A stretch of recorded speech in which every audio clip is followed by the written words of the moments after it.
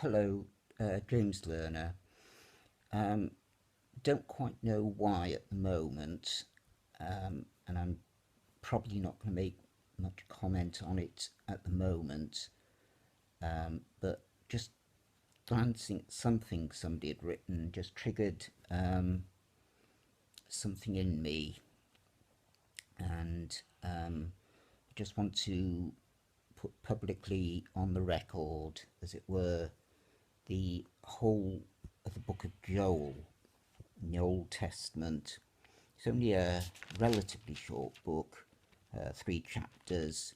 I'm going to read the whole of it, and I'm using the New American Standard Bible.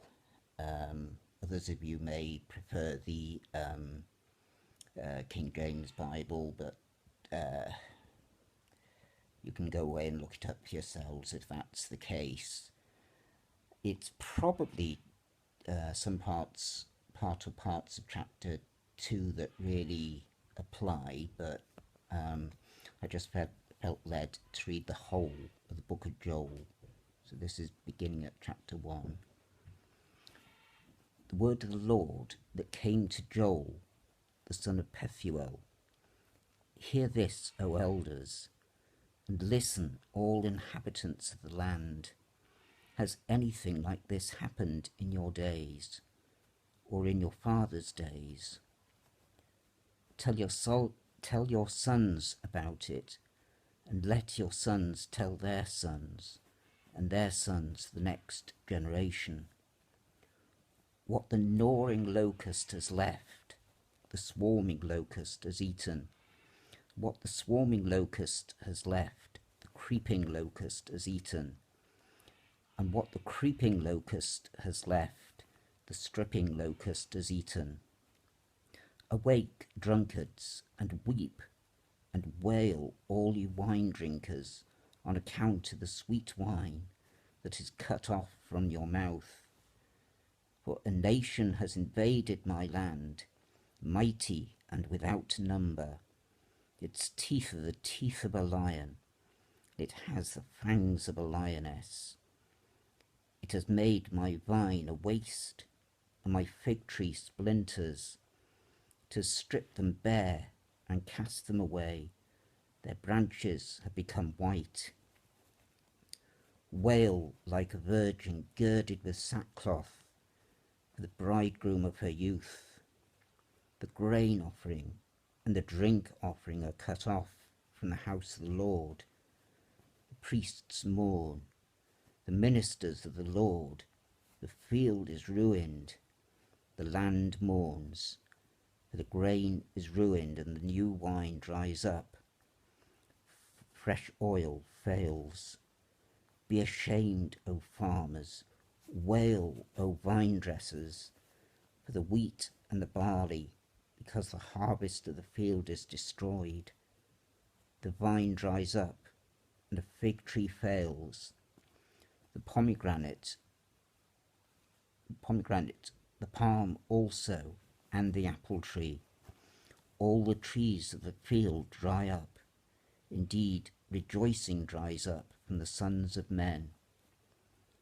Gird yourselves with sackcloth and lament, O priests. Wail, O ministers of the altar. Come, spend the night in sackcloth, O ministers of my God. For the grain offering and the drink offering are withheld from the house of our God. Consecrate a fast, proclaim a solemn assembly, gather the elders and all the inhabitants of the land to the house of the Lord your God, and cry out to the Lord. Alas for the day of the Lord is near, and it will come as destruction from the Almighty. Has not food been cut off before our eyes? Gladness and joy from the house of our God. The seed shrivel under their clods.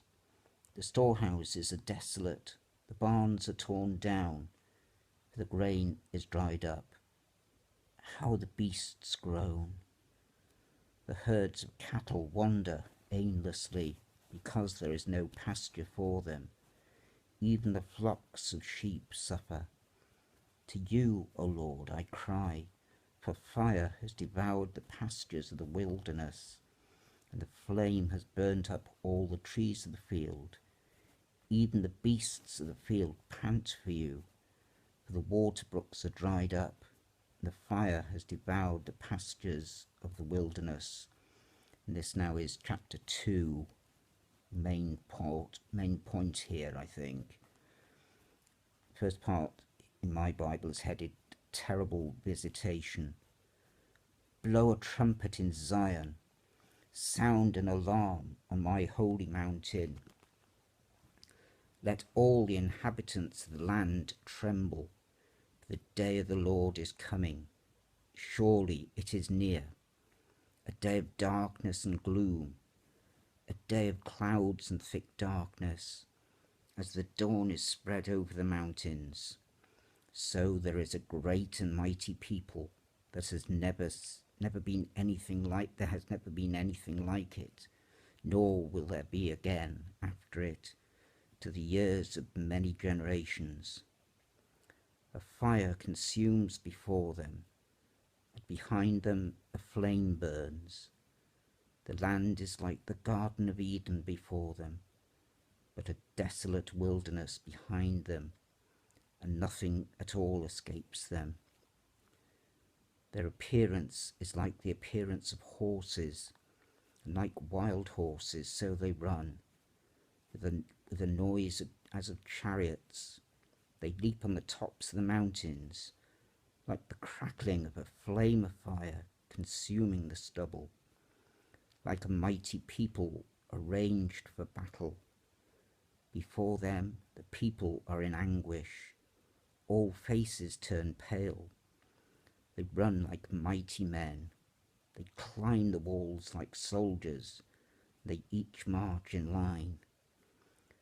Nor do they deviate from their paths. They do not crowd each other. They march everyone in his path. When they burst through the defences, they don't break ranks. They rush on the city, they run on the walls, they climb into the houses, they enter through the windows like a thief. Before them the earth quakes and heavens tremble. The sun and the moon grow dark, and the stars lose their brightness. The Lord utters his voice before his army. Surely his camp is very great. For strong is he who carries out his word. The day of the Lord is indeed great and very awesome, and who can endure it? Yet even now declares the Lord, return to me with all your heart, and with fasting, weeping, and mourning, and rend your heart and not your garments. Now return to the Lord your God, for he is gracious and compassionate, slow to anger, and abounding in loving kindness, and relenting of evil. Who knows whether he will not turn and relent and leave a blessing behind him, even a grain offering and a drink offering for the Lord your God.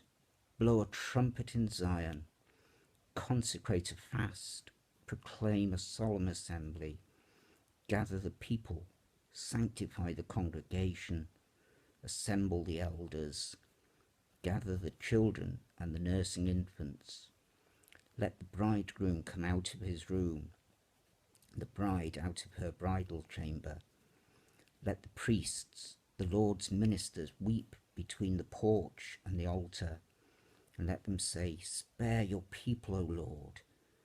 Do not make your inheritance a reproach, a byword among the nations. Why should they among the people say, where is their God? Deliverance promised. This is verse 18 of chapter 2. Then the Lord will be zealous for his land, and will have pity on his people. The Lord will answer and say to his people, Behold, I am going to send you grain, new wine and oil, and you will be satisfied in full with them.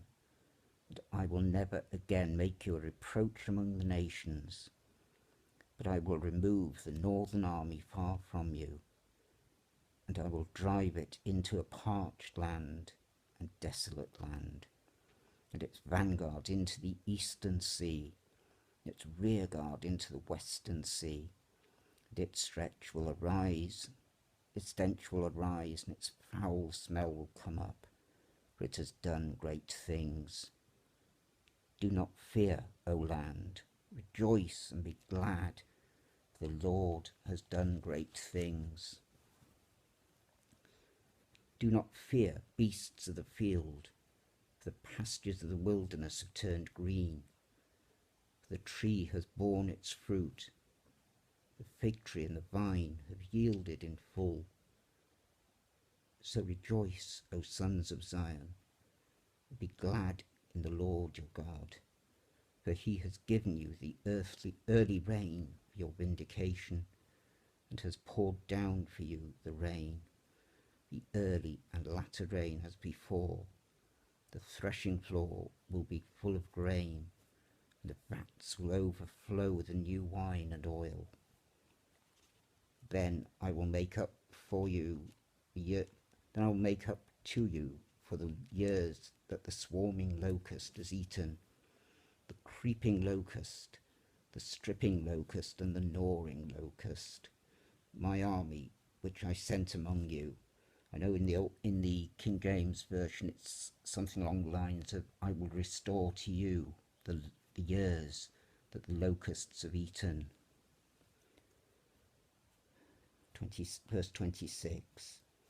You will have plenty to eat and be satisfied, and praise the name of the Lord your God, who has dealt wondrously with you. Then my people will never be put to shame. Thus you will know that I am in the midst of Israel, and that I am the Lord your God, and there is no other, and my people will never be put to shame. The promise of the Spirit, verse 28. It will come about after this, that I will pour out my Spirit on all mankind, and your sons and daughters will prophesy. Your old men will dream dreams, your young men will see visions. Even on the male and female servants I will pour out my Spirit in those days. The day of the Lord. Verse 30. I will display wonders in the sky and on the earth, blood, fire, and columns of smoke. The sun will be turned into darkness, and the moon into blood, before the great and awesome day of the Lord comes. And it will come about that whoever calls on the name of the Lord will be delivered. For on Mount Zion and in Jerusalem there will be those who escape, as the Lord has said, even among the survivors whom the Lord calls. Chapter 3. Nation will be judged. For behold, in those days and at that time, when I restore the fortunes of Judah and Jerusalem, I will gather all the nations and bring them down to the valley of Jehoshaphat. Then I will enter into judgment with them there, on behalf of my people and my inheritance, Israel, whom they have scattered among the nations, and they have divided up my land. They have also cast lots for my people, traded a boy for a harlot, and sold a girl for wine, that they may drink. Moreover, what are you to me, O Tyre, Sidon, and all the regions of Philistia? Are you rendering me a recompense? But if you do recompense me swiftly and speedily, I will return your recompense on your head, since you have taken my silver and my gold, brought my precious treasures to your temples, and sold the sons of Judah and Jerusalem to the Greeks in order to remove them far from their territory. Behold, I am going to arouse them from the place where you have sold them, and return your recompense on your head. Also, I will sell your sons and your daughters into the hand of the sons of Judah, and they will sell them to the Sabaeans, to a distant nation. The Lord has spoken. Proclaim this among the nations. Prepare a war. Rouse the mighty men. Let all the soldiers draw near. Then let them come up. Beat your plowshares into swords and your pruning hooks into spears. Let the weak say, I am a mighty man. Hasten and come, all you surrounding nations, and gather yourselves there. Bring down, O Lord, your mighty ones. Let the nations be aroused and come up to the valley of Jehoshaphat. For there I will sit to judge all the surrounding nations. Put in the sickle, the harvest is ripe. Come, tread, the winepress is full. The vats overflow, for their wickedness is great. Multitudes in the valley of decision. The day of the Lord is near in the valley of decision. The sun and moon grow dark, and the stars lose their brightness. The Lord roars from Zion, and utters his voice from Jerusalem, and the heavens and the earth tremble. But the Lord is a refuge for his people, and a stronghold to the sons of Israel. Then you will know that I am the Lord your God, dwelling in Zion, my holy mountain. So Jerusalem will be holy, and strangers will pass through it no more. Judah will be blessed, and in that day the mountains will drip with sweet wine. The hills will flow with milk, and all the brooks of Judah will flow with water. And a spring will go out from the house of the Lord to water the valley of Shittim. Egypt will become a waste, and Edom will become a desolate wilderness, because of the violence done to the sons of Judah, in whose land they have shed innocent blood. But Judah will be inhabited forever, and Jerusalem for all generations, and I will avenge their blood, which I have not avenged, for the Lord dwells in Zion. This is the word of the Lord. Thanks be to God. Just a couple of comments even as I was reading that. I know that this is something like an 8th century BC prophecy regarding Israel, Judah and the surrounding area, but I just sense there's a wider intention going on here in God giving this word. I think it applies in some ways worldwide, and as I was reading some of it, I got the picture of ISIS or ISIL or Islamic State, when it was talking about the sharp teeth of the lion, the fangs of the lioness. There are warnings here for us. There are blessings here for us. Just ask you just to take this passage, this book, and read it for yourselves. Meditate on it, pray on it, and just see what exactly the Lord is saying to us at this time, because there is a reason why this passage has come to me right now, why I got straight onto it and recorded it in full. I'm not sure what the Lord is saying yet, but he is speaking through this passage, and I do think it concerns ISIL and the Jewish nation. That's all I want to say at the moment. God bless.